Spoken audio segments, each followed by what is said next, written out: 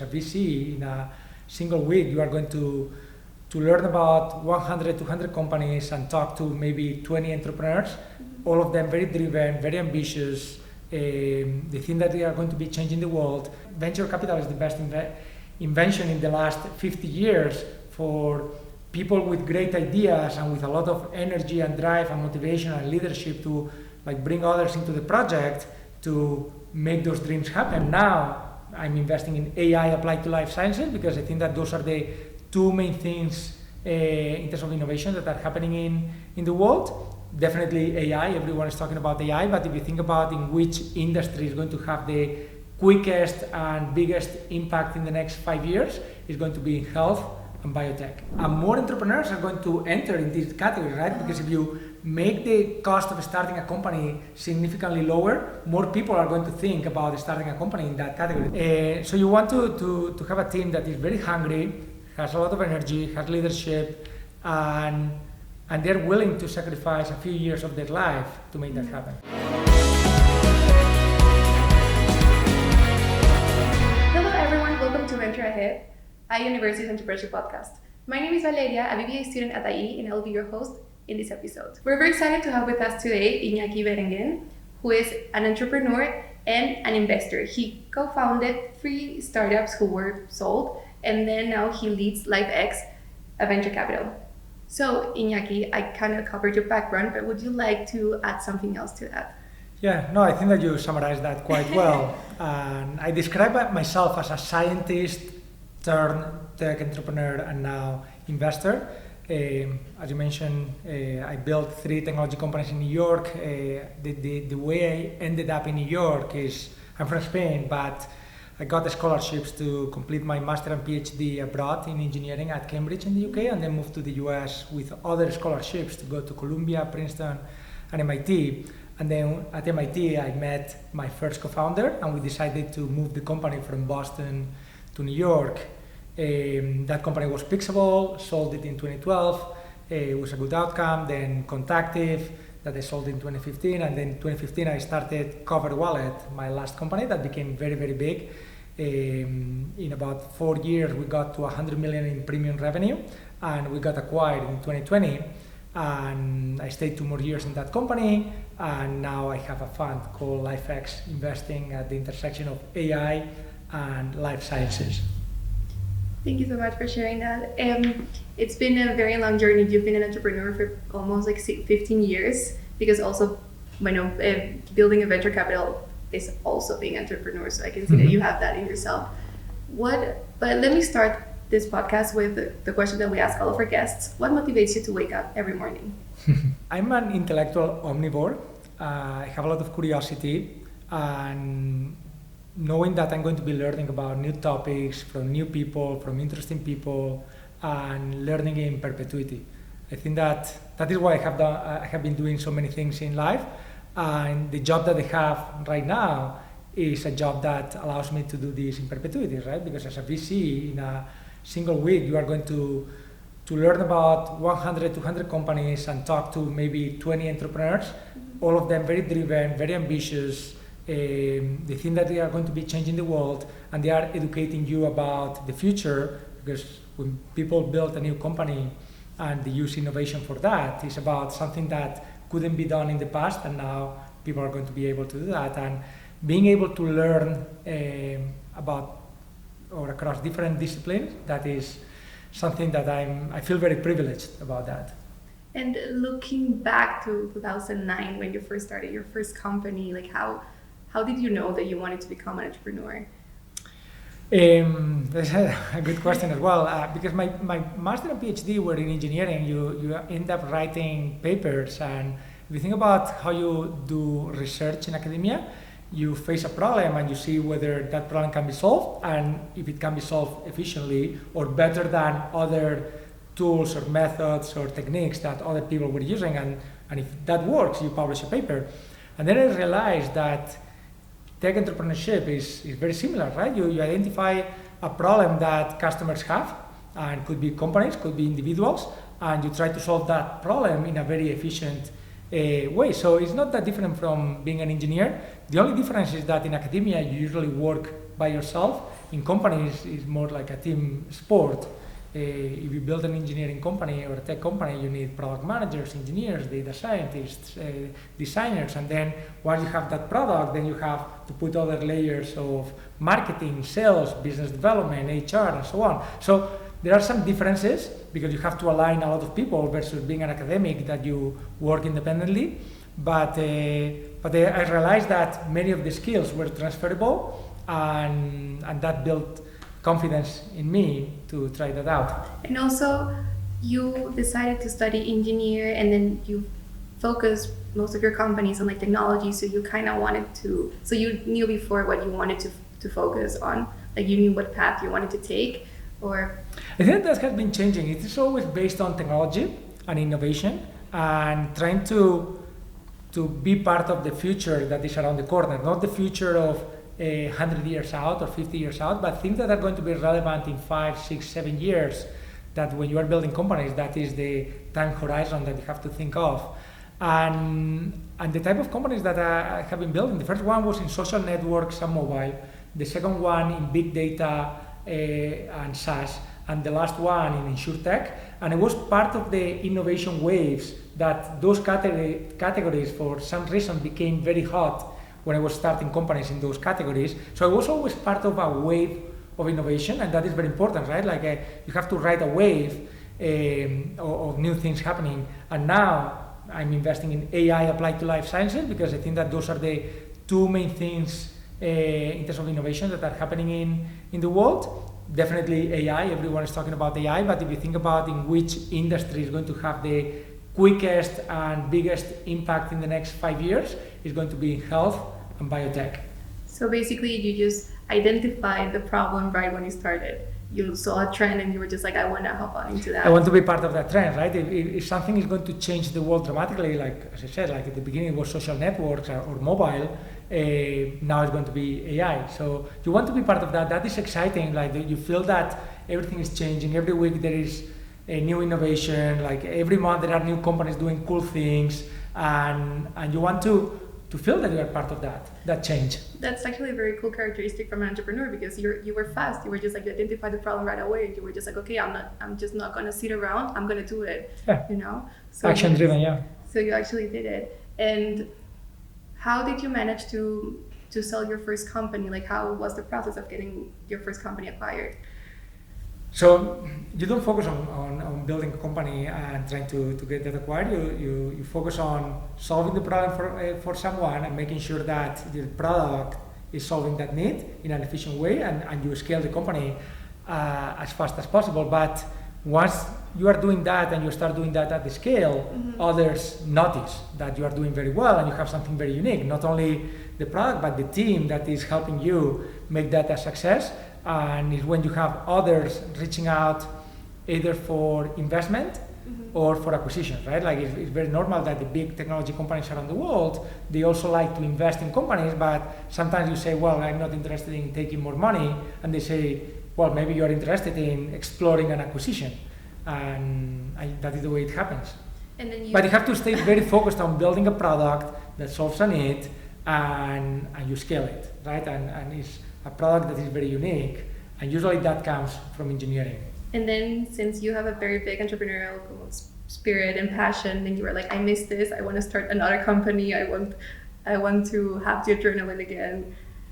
Yeah, no, I think that the most fulfilling thing that you can do in life, other than maybe having children, is building a company. And building a company is almost like having children, right? It's like it's your baby, and the values, the culture, and like it resembles you, right? It's true, right? It's like if you look at my companies, they had a lot of similarities in who I am as an individual in terms of the culture of the company. But when you complete a cycle and you start from nothing, right? You start with a dream, you start with a vision, you have to communicate that to others, and others are going to become part of that dream and that vision, right? Employees, investors, customers, partners, but you start from nothing, right? And you build something from where there is nothing, and that is the ultimate high of an individual, right? Where there is nothing, you build something that is very valuable, and not valuable because you think that is valuable, but because others are using it, and others are paying a lot of money. Actually, the money doesn't matter, right? The money is only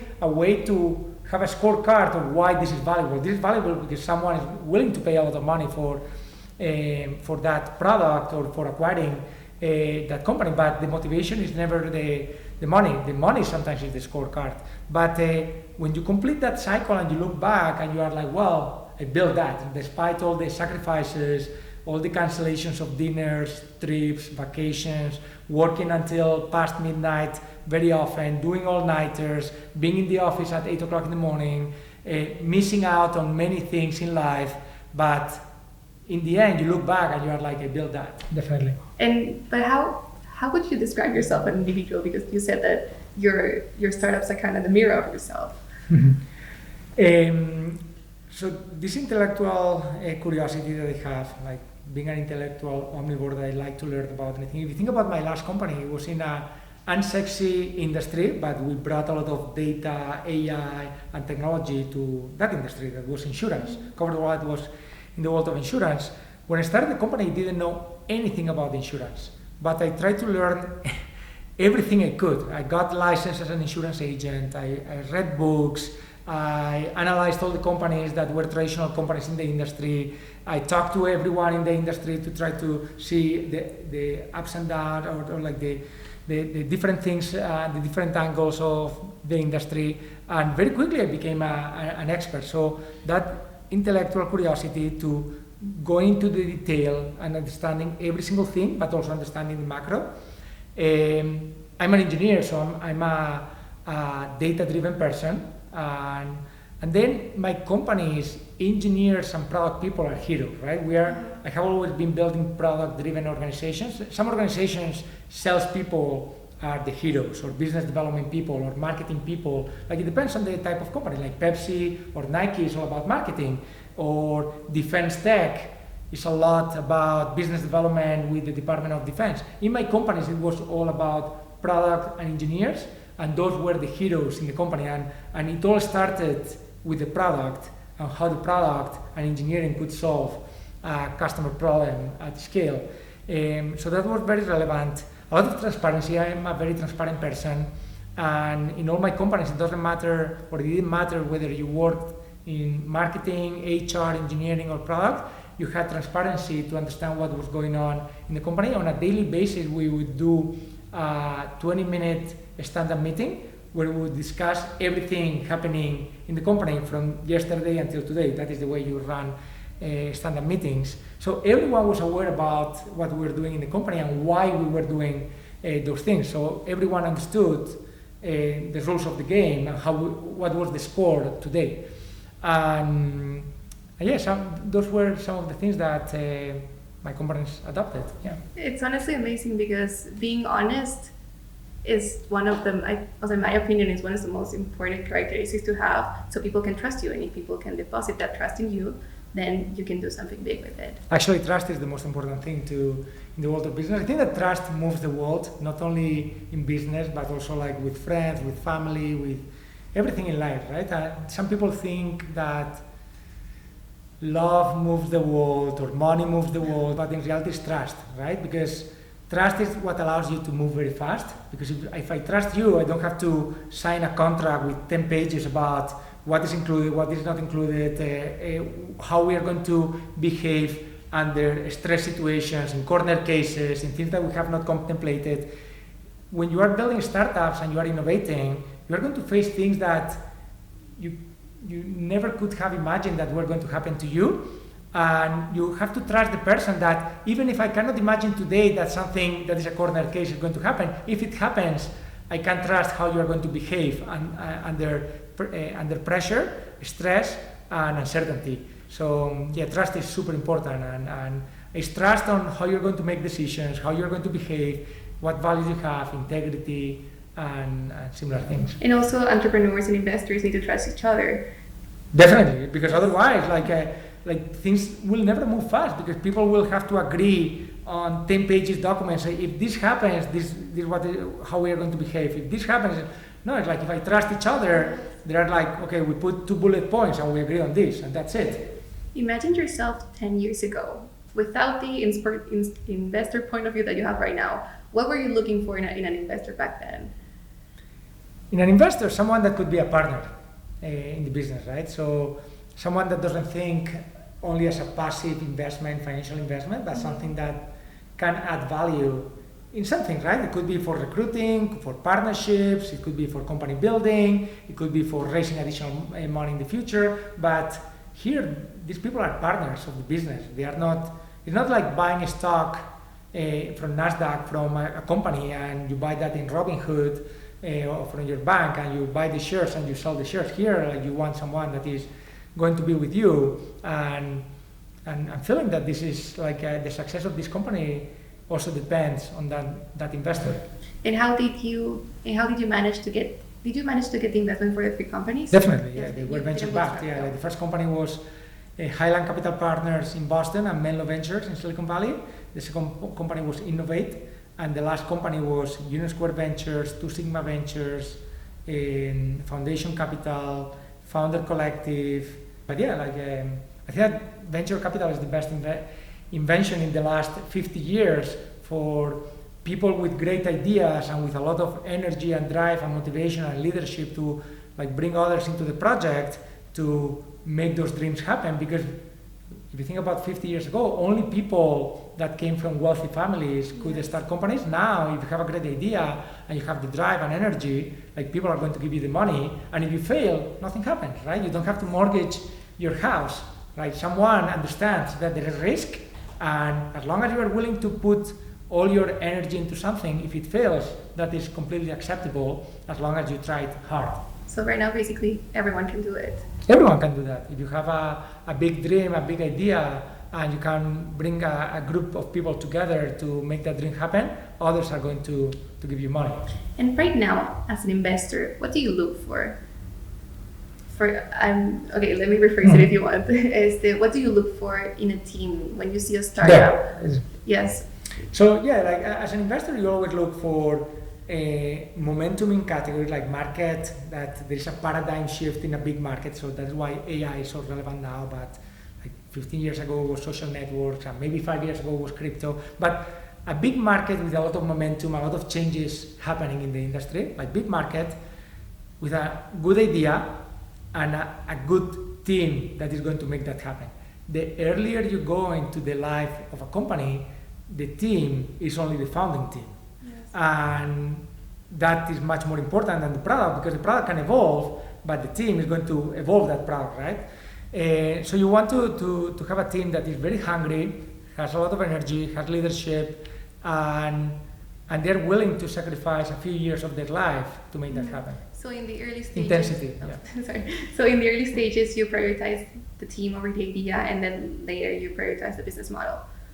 Or? The business model and the team together, like more than the business model is the market, right? Okay. Is it like great teams evolve ideas and products in interesting markets. So if you are doing healthcare with an idea, your idea is going to change, but it's very unlikely that now you go from health tech to banking or fintech, or you go from fintech to video games. So it's very unlikely that you change markets, but usually you evolve your idea in the same market, right?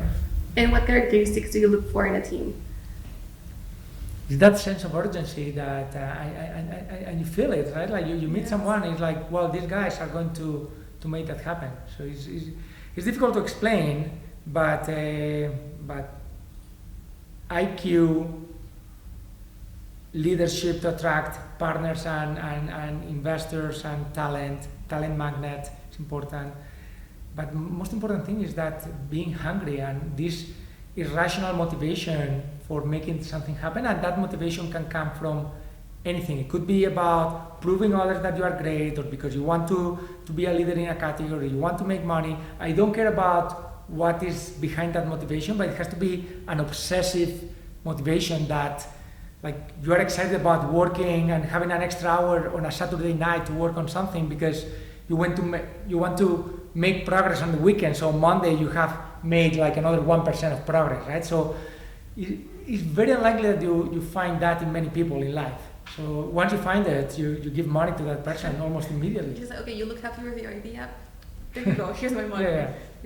Okay. And by the way, but the important thing is that you have to trust that motivation is legit, because if you have met that person over a long period of time, could be 3 or 4 months, I mean, you can underwrite whether that is legit or not. The problem is that in a meeting, everyone can fake and pretend that they are hyper motivated about doing something and they are going to be obsessed about making that happen, and they can fake it. So how do you know whether that is legit or not? That is the difficult thing. And also in venture capital, there's a lot of risk involved. So do you kind of trust your gut in some way? Like, yeah, no, but that's completely like, as an angel investor, I have invested in more than 100 companies. It's very normal that 30 to 40% of the deals you lose money.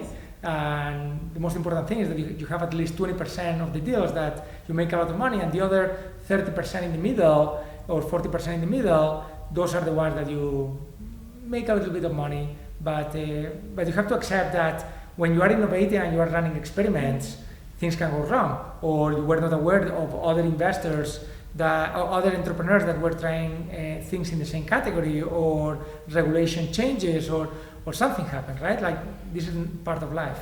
And also, it's, from what I've heard, it's way easier to get investment when you've already founded one startup, for example, or when you have a lot of experience in the startup ecosystem, and when you're also older. I think the average investment age is like 45, like when you get the most investment. So for example, for students, what advice would you give them? Actually, I'm a contrarian there. Yeah. I like people that are in their 20s. I think that irrational motivation is easier to absorb when you are in your 20s than when you are in your 40s. In your 40s, you have many things going on in your life. So I like to back young entrepreneurs more than older entrepreneurs. And it's true that second-time entrepreneurs, if they are in their 30s, are the best ones, right? Because they are going to make fewer mistakes and they are not learning in the job, right? So you want to try to avoid learning in the job because they are learning with your money as an investor, right? Like those mistakes, you are funding those mistakes. And second-time entrepreneurs, they are going to make fewer mistakes. They will make newer mistakes, but some of them, like, they will not make. So those are the best ones, and if they are still young and hungry, those are the best entrepreneurs. Sorry. What did you make you decide to switch from being an entrepreneur to an investor? Yeah, I mean, I think that I'm fortunate to like, not many people can be investors, so this is almost like an award or a reward for what they have done in the past, because this is the best job in the world, right? Like you're still part of inventing the future, but you don't have the stress and the implications of running a company that entrepreneurs have. Like, if you think about Cover Wallet, in the 4 years I built the organization, I didn't take a single day off, including Saturdays and Sundays. As a VC, you have more flexibility. It doesn't mean that you are going to take days off, but you know that if you want it or you need it, you could, right?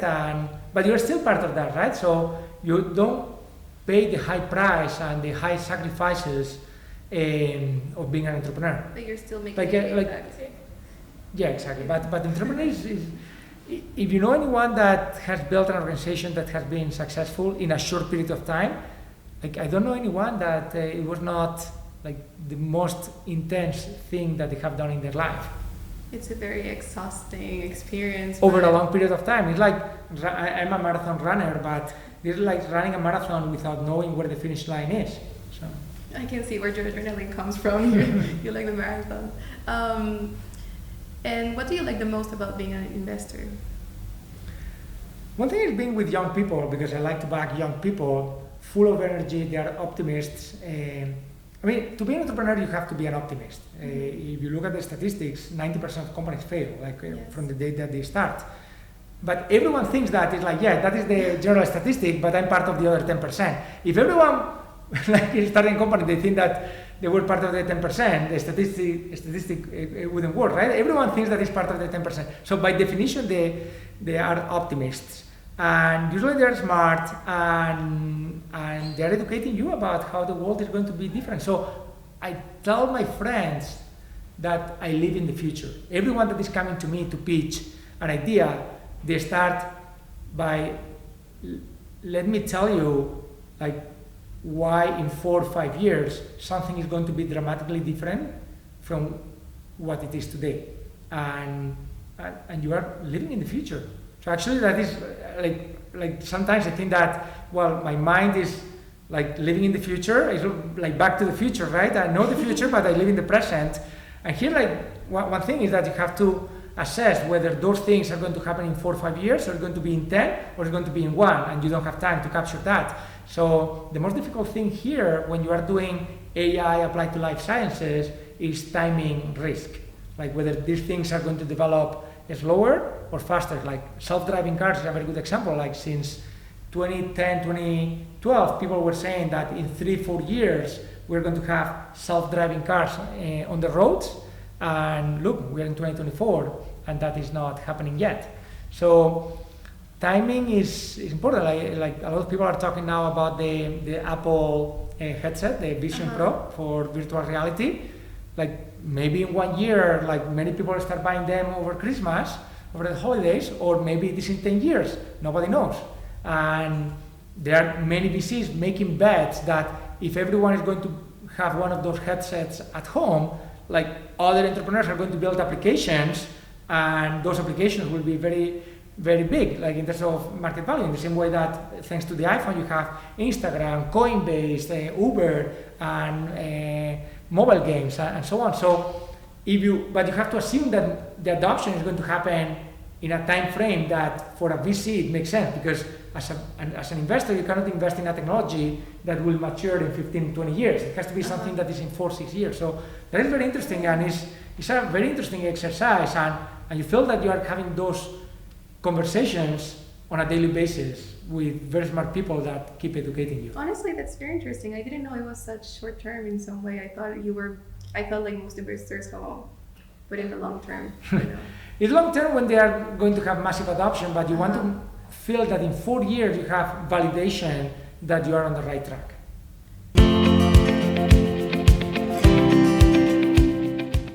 Now we're going to go to the second section, which is the entrepreneurship inbox, in which I will ask you some questions that we received from our students and listeners. So the first one is, artificial intelligence is transforming healthcare. How is LifeX Ventures leveraging AI in its investment strategy? Well, we mainly invest in AI applied to healthcare and life sciences, and that is having an impact in 2 ways. The first one is accelerating innovation in biotech. So with less, you can do much more and faster. So if you think about finding a new therapy, like a new drug, it takes on average 10, 12 years. There are clinical trials involved as well. That is true, that is delaying everything, and $1 billion to bring that to market. So how can you do that with a fraction of the time and a fraction of the budget?